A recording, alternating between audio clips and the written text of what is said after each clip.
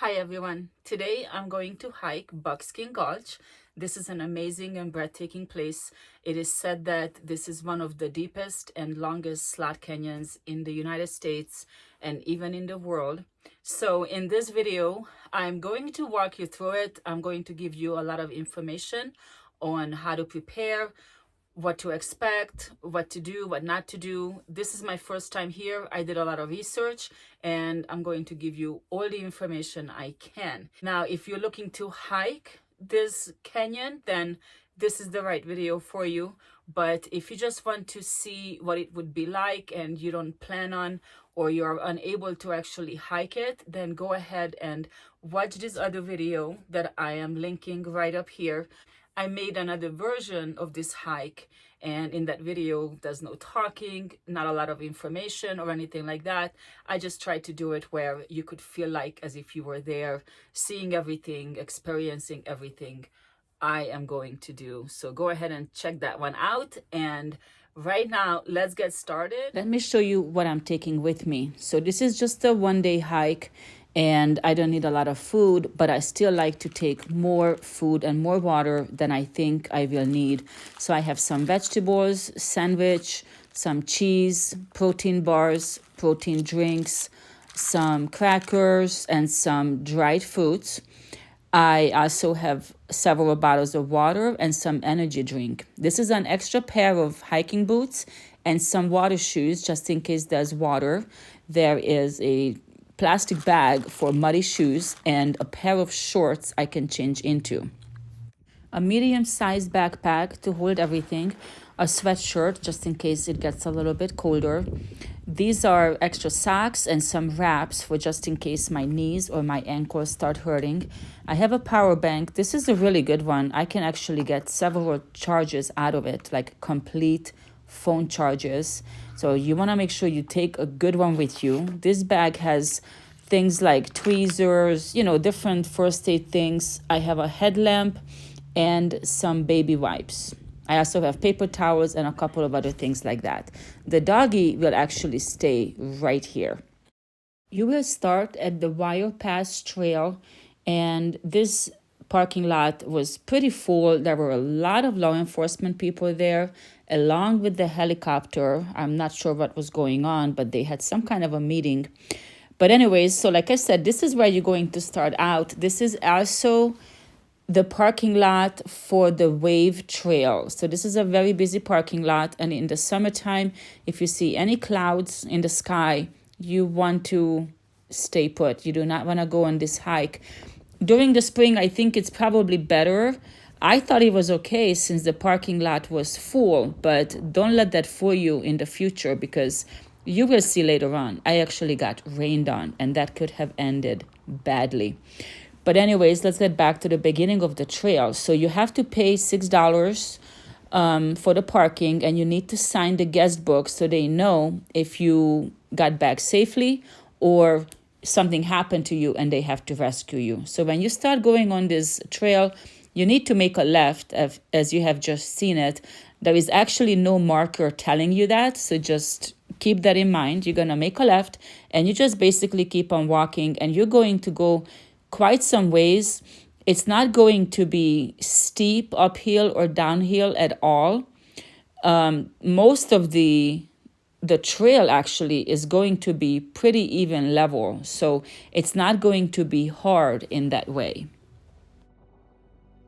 It's not showing in this video, but it is important to note that the trail to the wave starts right around here. It's actually pretty early on, and you would just go to the right. You would have a very obvious sign telling you that is the trail to the wave, and you could hike a little area when you go on that trail, but after a while you would have to turn around because you could get in big trouble hiking it without a permit. Now, this here is very important. This is called the connector trail. I did not go in this one, but in the future I'm going to do that. This connector trail will actually bypass Pass Trail, and you will see it pretty soon coming up. there is an 8 foot or maybe 10 foot ladder. It's completely vertical ladder you will have to go down on, and then you're going to have to come back up on. And if you want to bypass that, then you need to take this connector trail. So in the future, when I come back with my dog, I think I will probably do that. But if you do it, I'm pretty sure you're bypassing the entire wire pass trail. So you will need to make that decision, which one is more important to you. So right now, I'm going to show you what wire pass trail looks like, and then you can decide for yourself. So right after this, it starts getting narrow. So the way this trail will be, it will get pretty narrow, and then it will open up. It will get narrow again. It will open up again. If you're claustrophobic, obviously this is not the trail or the canyon you want to hike, but you can still see the sky above you. The walls are not quite that tall yet, so it doesn't seem like they're closing in on you, but they are super beautiful. As you can see, you need to walk over some rocks and try to figure out walking up and walking down. They're a nice size. Not very difficult, but I like to point these out because a lot of people have different abilities when they go hiking. And for some people, it's important that the ground to be level, like completely level, and nothing in the way as far as like obstacles, like rocks like this. So I think it's important to point it out so that you know what to expect, and then you can make the decision whether you can go or not. So here's one of the biggest obstacles here, the ladder that I was telling you about. So this is about 8 or 10 feet high. As you could see, completely vertical. It's attached, very secured. I mean, I didn't have any worries. However, this gets washed away once in a while in those flash floods. So when you reach this point and there's no ladder, I don't think you could get down unless, you know canyoneering and you have ropes, or maybe you are Spider-Man or something. So in that case, you would need to go back out to that connector trail I showed you. And that's when you would need to bypass this entire trail. I mentioned dogs before. So for me, during this entire hike, this was the single most difficult thing that would stand in the way for me to bring my dog. I can't carry her. I don't feel comfortable lowering her and lifting her up on a rope with a harness. I mean, these are ways people move their dogs up and down, but I think I will just bypass this trail when I bring my dog with me. Other than that, like I said, it's pretty even level. There's no steep uphill or downhill. There will be a couple of other obstacles that may be hard for some people. This one here was one of them. It wasn't really bad, but basically you just sit down and jump off, coming back up. It's a little harder. It's not too bad, but you have to climb up. But there was another one later on that was so much deeper. I mean, you really had to jump off, and coming back up, I kind of had a hard time. I had to figure out how to climb up on it. But as you could see, the trail or the canyon opens up. It completely opens up. It will close again, and it will just keep alternating like that.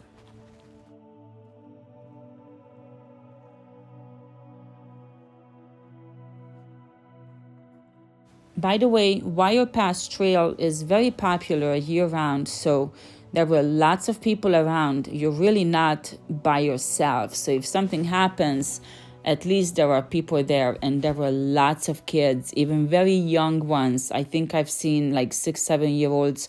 They can totally do it. Here's one more of those instances where you have to either jump off or climb down, which is, like I said, not so hard going down, but coming back up, you will have to figure out. I think this one was the hardest. I had to actually take some time to try to pull myself up. If you're with somebody, then it's a lot easier.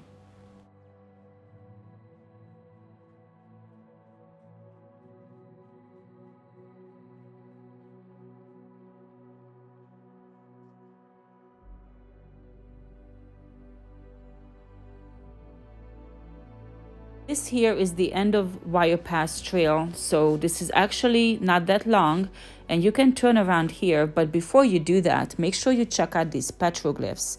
So you have this little skinny sign showing you that right here to the right, there are some petroglyphs, and they are not that prominent, so it's easy to miss them. But if you stop and take a look, you could see all these animals carved into the wall. And there's also a line of a mountain, as you could see it right here. I have never seen this before. I have seen lots of petroglyphs by now because I'm very fascinated by them. So I love hiking places where you could see them. And I have never seen this, like this mountain range as a curvy line. And then you have all these animals here. So make sure you stop here to take a look because it's so amazing. I'm actually, to be honest with you, not sure how old they are. I have seen petroglyphs as old as 5,000 years. Some of them maybe, I don't know, 800 years, 1,000 years old, but it's definitely worth it to check it out. So this is it. This is the corner. And here you can actually turn around and go back. And it was actually a very nice, not too long hike. But if you want to go to Buckskin Gulch, you can actually go to the right or you can go to the left. So I'm going to the right here, but let me explain to you what you can do. So this is basically like a letter T. Wire Pass goes into Buckskin Gulch as a T. If you go to the left, then you would get the shorter part of Buckskin Gulch because it just started right up there. And they say it's just as dramatic as the other parts of it. It's much shorter. So if you're here and you're going to turn back around, might as well just check it out. But if you want to take a longer hike, which is what I did, then you make a right and you go on to Buckskin Gulch. And it will kind of be similar to Wire Pass. It will be very open and then it will close down and it will have some areas that are open again, but eventually it will be completely closed in and you will see some really pretty rock formations. You will still see people around here, but the further out you go, the less people you're going to see.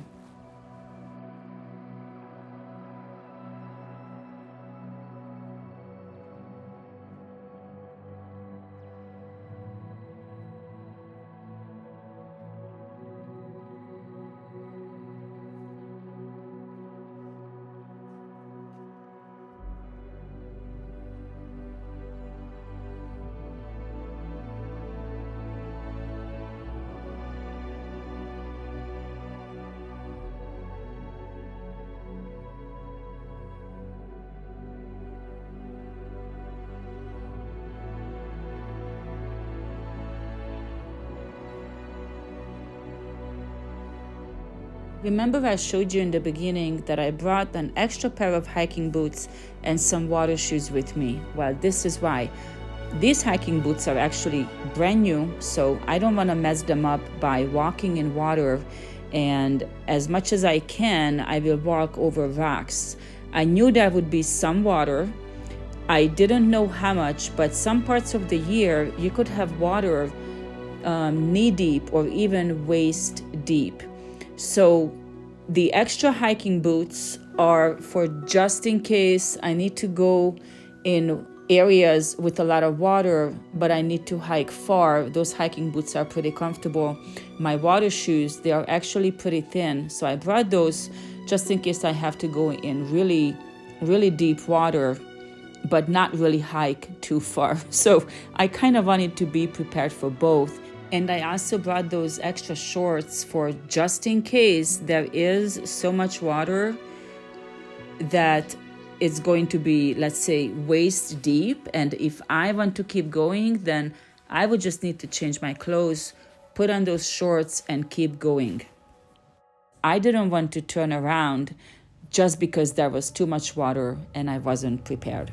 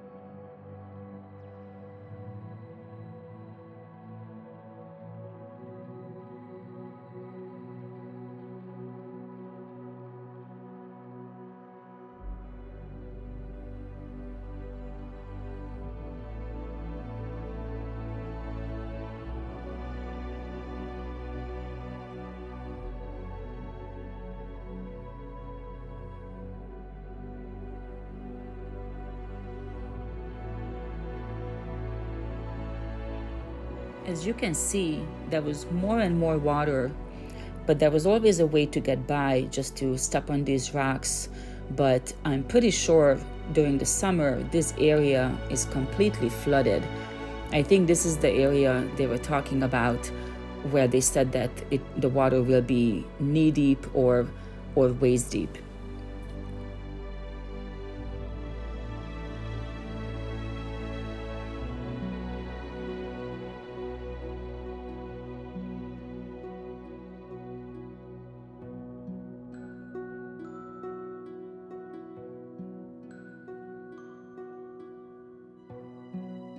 It was getting a little spookier by now.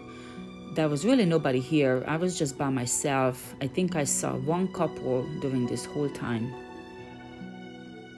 This here I found so strange. So you have these holes in the wall and they're filled in with something.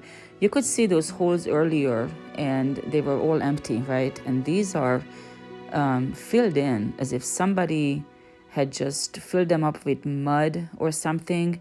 There were places where they were sticking out and they were just all over in this one area on both sides.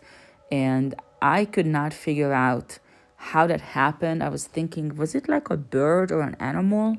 Then I was thinking maybe when there was a flash flood and all that mud came, the mud sort of filled it in and then it just stayed behind. But how come it didn't stay behind in the other holes? So as you could see, some of them are empty and the other ones are filled up. So I never found out what happened here. If you know, please leave me a comment and tell me, because I am dying to find out.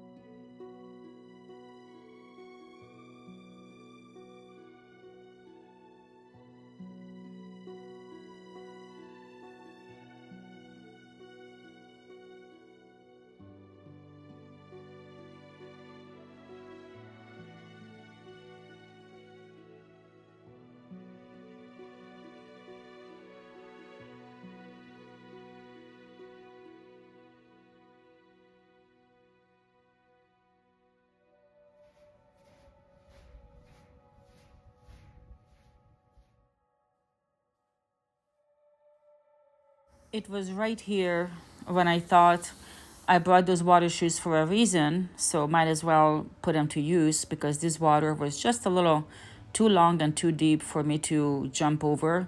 So I put them on, and from here I continued in these shoes.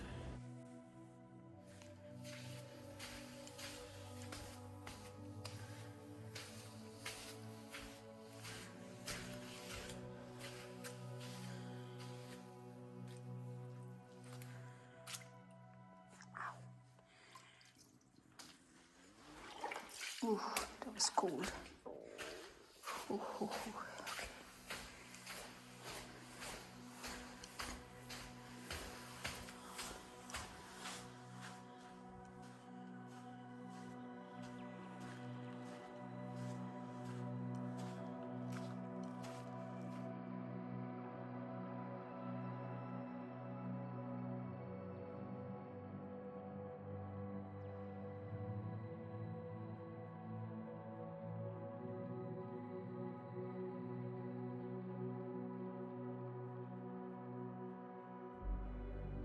By now, I had hiked for a few hours nonstop. I didn't stop at all. There was no reason. Like I said, the hike wasn't hard, but I thought this was a good spot to have a little break and have lunch. The plan was to keep going for at least 1 more hour and then turn around, and then I would be back at the parking lot at a safe time. Considering anything that could happen, I would still have enough time to get back.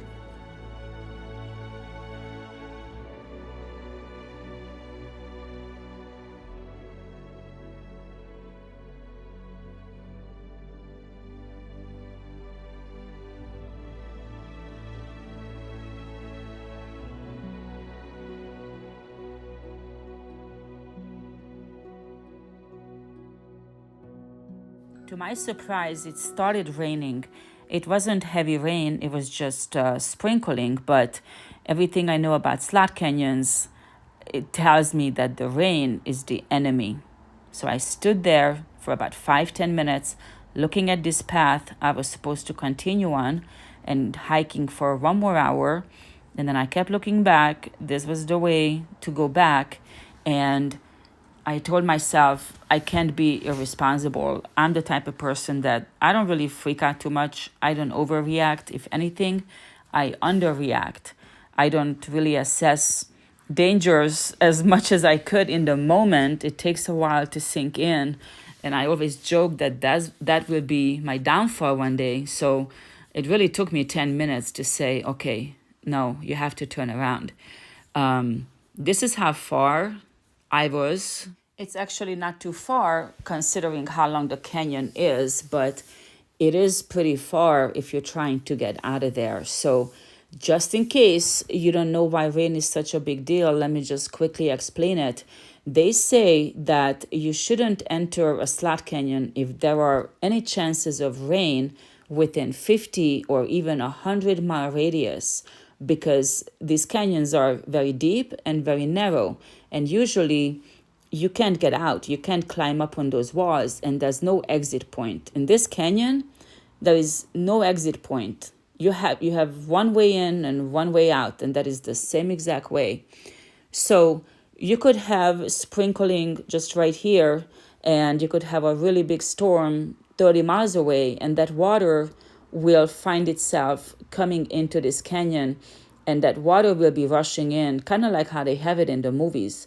And if you're in the open area, there was some pretty wide open areas here. Maybe that's not so bad because the water will distribute, differently, right? So you might have, 3 feet water coming at you, but it could be 6 feet, and you could have all kinds of debris coming. So I want to show you right here, actually, a reminder of flash floods. This branch up there, nobody put it up there. That's how high the water was. And this debris here, it went up with the water, and then when the waters receded, they stayed up there. So these are some pretty dark reminders of how big these waters are. So when that water is coming and you have nowhere to go, you're going to drown. I mean, it's crazy to think about it. And as you could see, it started raining pretty heavy. I was on my way out, but I had hours and hours to hike, and I was thinking like, oh my gosh, is this the day when something like this will happen? I just kind of couldn't really believe it. And as you could see, it's pretty open here, but people die in these canyons. I think it was last year or the year before or sometime recently. Actually, 2 men, they were experienced hikers who died. There was a storm, and they died in this canyon because of that. So this is really serious. This is why I mentioned it in the beginning, that they usually warn you that if you see one cloud in the sky, you're not supposed to go in the slot canyon. But I was sort of fooled by the parking lot, how there were so many people there. It kind of gave me a false sense of safety, I guess. But that parking lot is also the trailhead to the wave and to a lot of other hiking points. And those are not slot canyons. So it can rain and you would be okay. I want to point out this obstacle. This is one of those rocks I mentioned earlier that's pretty high up, and you had to jump off coming this way, but going back up, you have to pull yourself up, and this is about chest high, and I'm 5'8", and it was really difficult to pull myself up on it. I had to really figure that one out, but all in all, I made it back to safety. By the time you make it to this ladder, then you are pretty much safe. Thank you so much for watching. I really hope that you found this video useful and helpful, and that you found all the information you were looking for. If you have any questions, please let me know in the comments, as well as if you hike this canyon, let me know your thoughts. Thank you so much once again, and I'll see you next time.